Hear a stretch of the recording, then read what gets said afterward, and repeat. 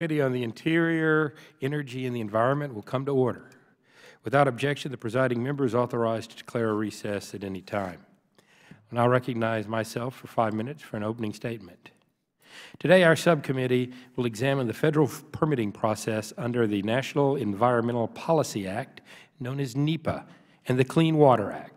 Numerous reports have documented how convoluted requirements and lengthy application periods for federal environmental permits negatively affect infrastructure and development projects.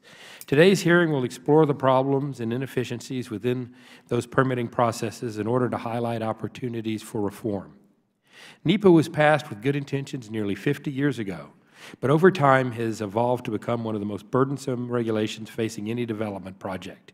NEPA review for complex projects that require environmental impact statements can take years to complete and cost millions of dollars. The time for full environmental review for a highway project has now grown from approximately 2 years when NEPA was first implemented in the 70s to over 7 years in 2013. Even that seems quick compared to the 17 years it took one company to get a permit for mining in western Montana.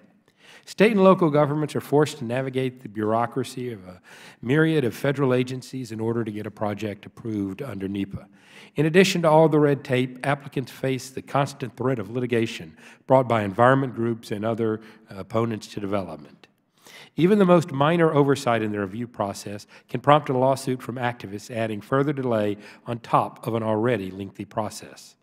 The permitting program established in Section 404 of the Clean Water Act is similarly plagued by lengthy delays and high cost for applicants.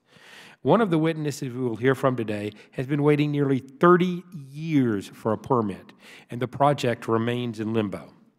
The Environmental Protection Agency and the Army Corps of Engineers share responsibility for administering this program.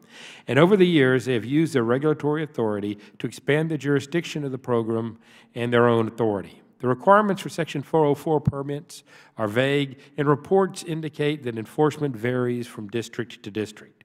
This makes it very difficult for applicants to know what's required of them for a successful application. There's also no time limit imposed on the review process, so permit applicants face significant uncertainty and have difficulty planning for when they can begin work.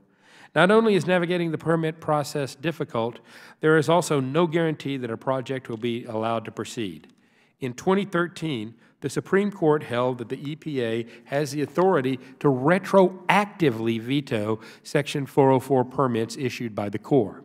In that case, the permit had been issued for 4 years prior to the EPA's decision to veto it, and the permit holder was in full compliance with the conditions of their permit. When a project can be arbitrarily vetoed midway through development, it's difficult, if not impossible, to attract investors and creates enormous disincentives to undertake any project requiring a 404 permit.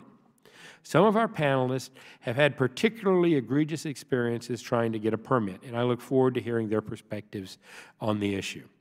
I hope this hearing provides a starting point for productive discussion about ways to improve the federal permitting process and get American infrastructure and development back on track. I'll now recognize Ranking Member Ms. Plaskett for her opening statement.